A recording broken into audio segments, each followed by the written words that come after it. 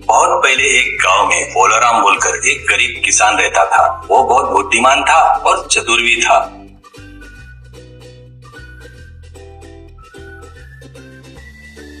इसलिए जमींदारों के बाजू में ताकतवर बनकर और गरीब किसानों के लिए भगवान बनकर रहता था।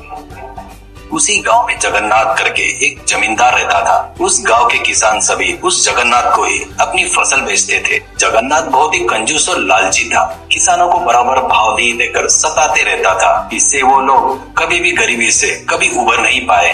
एक बार बोलाराम जगन्नाथ को अपनी फसल नहीं बेचने का निर्णय लेता है और फसल हाथ में आते ही पड़ोस के शहर में जाकर अपना धान बेचकर आए हुए पैसों से तगड़े मुर्गे खरीदता है और एक शिकारी को पैसे देकर 2 लोमड़ियां भी हासिल कर लेता है। उन दोनों में से एक को रूम में बांधकर दूसरे को संकल से बांधकर अपने साथ घुमाता है।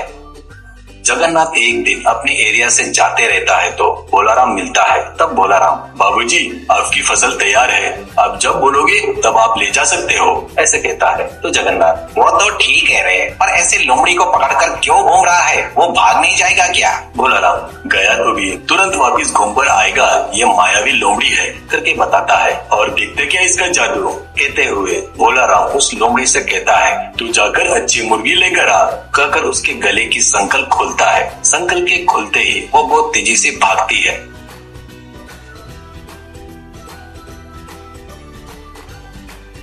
तू पागल है क्या, वो लोमड़ी तो दोबारा तेरे नजर में आएगी नहीं, करके बोलता है जगन्नाथ। बोलाराम, आपको उसके बारे में नहीं पता, वो मायावी लोमड़ी है।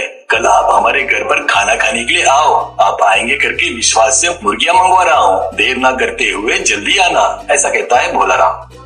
अगले दिन दोपहर तक बढ़िया खाना बनाता है बोलाराम। उसका घर कुछ ही दूरी पर रहता है। तब उसको बिरयानी के मसालों की खुशबू आती है। वहाँ खाने के टेबल पर कई प्रकार के चिकन के आइटम बनाकर अलग अलग थालियों में तैयार था। अरे बोलाराम, तुम्हारी लोमड़ी कहाँ है, उसको भी लेकर आओ, वो भी अपने साथ खाना खाएगी, ऐसा कहता है जगन्नाथ। अरे उसको क्या जल्दी है जी, पहले अपन लोग निपटाएंगे, ऐसा कहता है बोलाराम। दोनों लोग मिलकर खाना खाते हैं।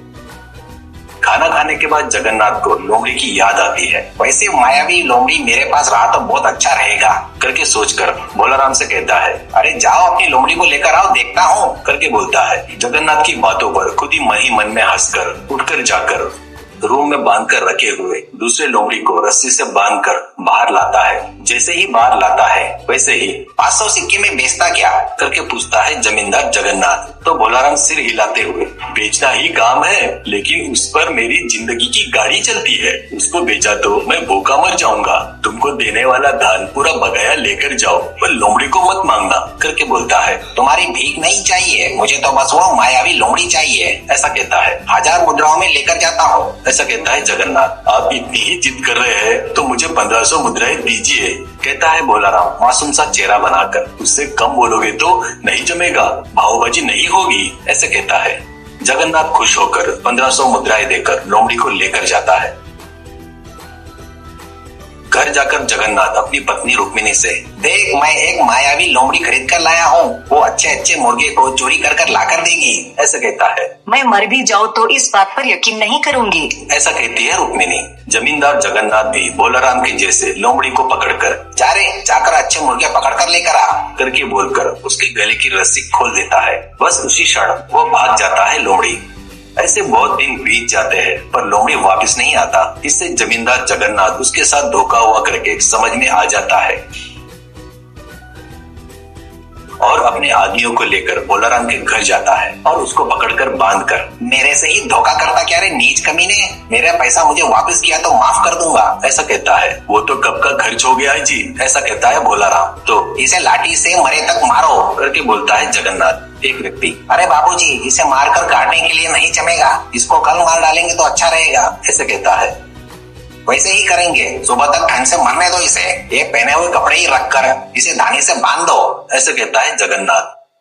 तो बोलाराम को वो लोग धानी से बांधकर चले जाते हैं। कुछ देर बाद ठंड पड़ने लगती है। ठंड में बोलाराम की हालत बहुत खराब हो जाती है। वो ठंड से बचने के लिए धानी को घुमाने लगता है। वैसे करने से उसका शरीर गर्म होकर पसीना भी निकलने लगता है। वो ठंड से अब तक मर गया होगा, जाकर देख कर आओ, ऐसा जगन्नाथ उसके आदमी को भेजता है। वो जाकर देख कर आकर मालिक वो ठंड से मरा नहीं और पूरा शरीर पसीने से भरा है और वो शरीर पर फूंक रहा है करके कहता है। इसमें कोई राज है सोचकर जमींदार उसके पास आकर, अरे भोलाराम, इतने ठंड में तुझे इतना पसीना कैसे निकल रहा है? कहता है तो हंसते हुए, बगैर किसी कारण से किसी निरपराधी को सजा दिए तो क्या होगा बाबूजी?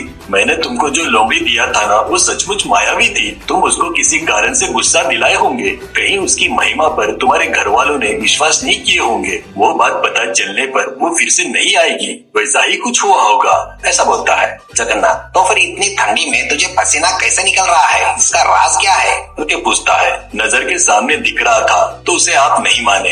मैंने जो कपड़े पहने हैं ना, इसे आप क्या समझ रहे हो? ये भी बहुत चमत्कारी है। ये पहने तो ठंड में गर्मी लगती है और गर्मियों में पहनने से ठंड रहता है करके बताता है भोलाराम। तो वो कपड़े को 500 मुद्रा में बेचता क्या? करके कहता है जमींदार। कृपया करके भावबाजी मत करो, ये हमारे दादाओं के जमाने से आ रहा है। मैं इसे किसी भी कीमत में नहीं बेचूंगा, ऐसा कहता है भोलाराम। वो मुझे चाहिए, बदले में 1000 मुद्रा ले ले, ऐसा कहता है जगन्नाथ। तुमको ये उतना पसंद आया तो इसके 2000 मुद्राएं दे दो। ये तुमको दे दिया तो मैं ठंड से मर जाऊंगा, ऐसा कहता है भोलाराम। जगन्नाथ उसको मांगे उतने पैसे देकर उससे वो शर्ट लेकर घर में जाकर धोकर सुखाता है। बाद में ठंडी में सिर्फ शर्ट पहनकर अपने ससुराल जाता है। वहाँ बहुत ठंड पड़ती है। वैसे उसको देखकर सभी हंसते हैं। भोलाराम ने उसको फिर से धोखा दिया करके उसको समझ में आ जाता है। इस बार भोलाराम के झांसे में नहीं आऊंगा करके और उसको मरवाऊंगा करके निर्णय लेता है। उसके आदमी फिर से भोलाराम को पकड़कर लाते हैं। इस बार जगन्नाथ उसको एक बोरे में बांधकर समुद्र के किनारे एक पहाड़ी पर ले जाता है।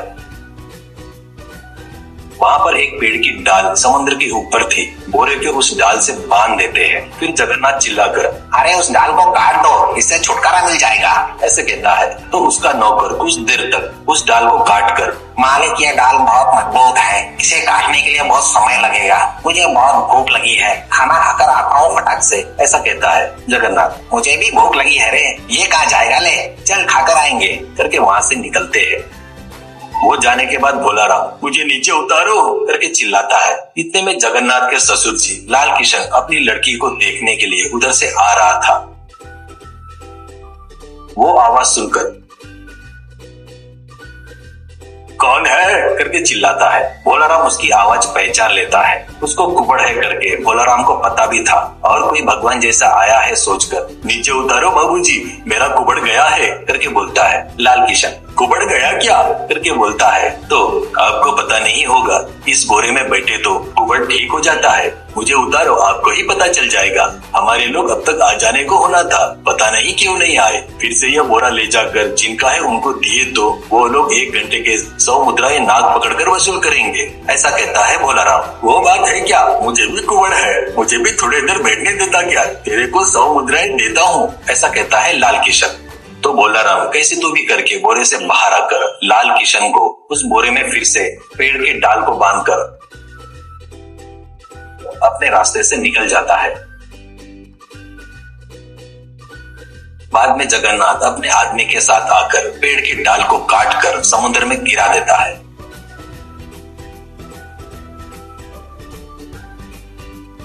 कुछ महीने गुजर जाते हैं। एक दिन भोलाराम जानबूझकर जगन्नाथ के घर की तरफ आता है। जगन्नाथ उसको देखकर चौंक कर, तो मर गया था ना, फिर से कैसे आ गया करके आश्चर्य से पूछता है। अच्छे लोग कभी नहीं मरते, सुना ही होगा ना। मैं समुद्र में गिरते ही समुद्र के राजा के सिपाही आकर मुझे लेकर गए। समुद्र राजा ने मेरा अच्छा आदर सत्कार करके अपने राज्य में ही रहने को बोले। मेरी अप्सरा जैसी लड़की से शादी कर दिए। वहाँ पर सब अप्सराएं हैं। वहाँ पर जिधर देखो उधर सोना हीरे मोती है। वहाँ पर उनको खाने पीने के सिवा और कोई काम नहीं है। मैं काम करने वाला हूँ, मुझे वहाँ पर ठीक नहीं लगा, इसलिए चले जाता करके समुद्र राजा को बताया। वो नहीं बोले, मैं मुझे जाना है करके बताया। उन्होंने कहा जब दिल करे तब आ जाना और अपने खास दोस्तों को भी लाते रहना करके बताया। मेरी पत्नी को साथ लेके चलता बोला तो वो इस दुनिया में नहीं आती बोली, ऐसे कहता है भोलाराम। अरे ये तो पागल है, बेवकूफ है। मैं तो वहाँ के सभी औरतों से शादी करके राजा को वहाँ से हटाकर मैं राजा बन जाता था करके सोचता है जगन्नाथ। और भोलाराम से, अरे तुझे पुण्य पुण्य मिलेगा रे, एक बार मुझे उस दुनिया में लेकर चल, ऐसे कहता है। बोलाराम पहले नहीं मानता, बाद में जबरदस्ती करने से मान जाता है। आप ये बात बाहर किसी को मत बताना, चुपचाप मेरे साथ आओ, नहीं तो हम लोग भी आएंगे करके सभी लोग पीछे पड़ेंगे बेवकूफ। कल सुबह 2 नाव तैयार करके रखता हूँ करके कहता है बोलाराम। अगले दिन समुद्र के किनारे में 2 नाव तैयार रहते हैं। एक लकड़ी का था और दूसरा मिट्टी का था। जगन्नाथ के आते ही उसको मिट्टी के नाव में चढ़ाकर वो लकड़ी के नाव में चढ़ता है।